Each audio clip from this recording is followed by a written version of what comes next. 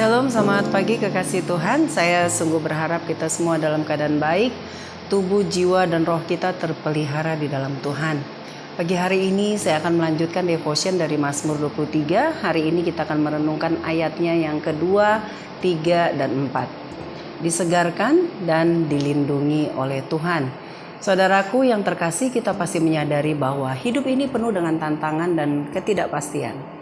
Tentu ada masa-masa indah dalam hidup kita ketika kita merasakan ketenangan dan kedamaian. Namun pasti juga ada masa-masa sulit ketika kita merasa takut dan merasa terombang-ambing.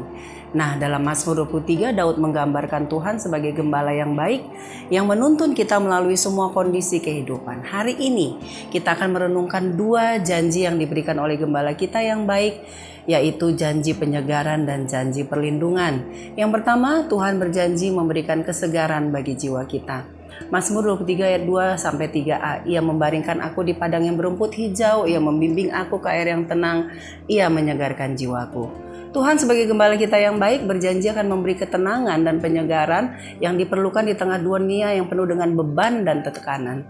Daud menggambarkan dengan sangat indah bahwa Tuhan akan membaringkan kita di padang rumput yang hijau dan menuntun kita ke air yang tenang. Ini adalah gambaran tentang kedamaian yang sempurna yang diberikan Tuhan kepada umatnya, bukan hanya secara fisik tetapi juga bagi jiwa dan roh kita. Pertanyaannya adalah, di tengah riuhnya kehidupan, apakah kita sudah berhenti sejenak dan mencari ketenangan dan kesegaran yang Tuhan tawarkan?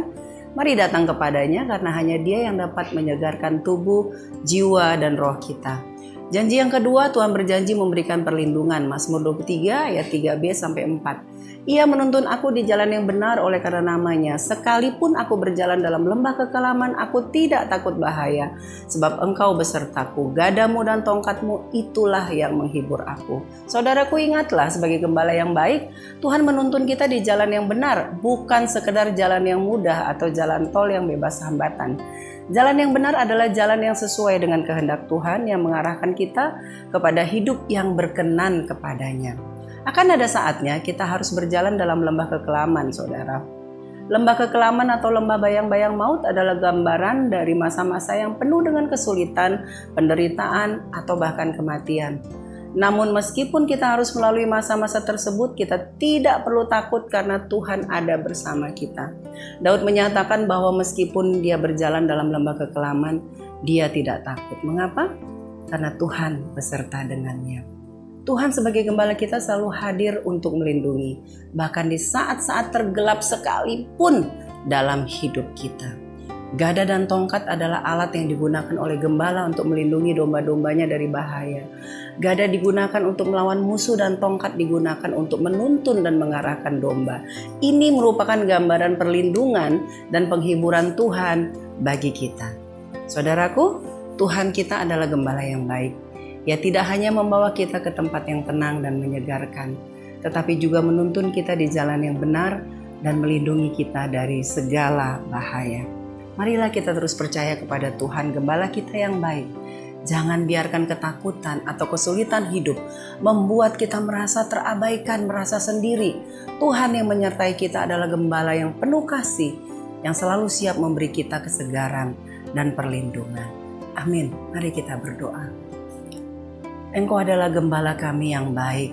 Engkau berjanji akan memberikan kesegaran bagi tubuh, jiwa, roh kami, dan juga memberikan perlindungan bagi kami. Tuhan, terima kasih.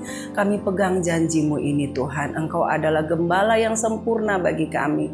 Bila ada di antara kami saat ini yang sedang membutuhkan kesegaran, membutuhkan perlindungan, biarlah Engkau menolong kami, dan biarlah kami juga datang segera kepadamu, meminta kesegaran dan meminta perlindungan hanya kepadamu.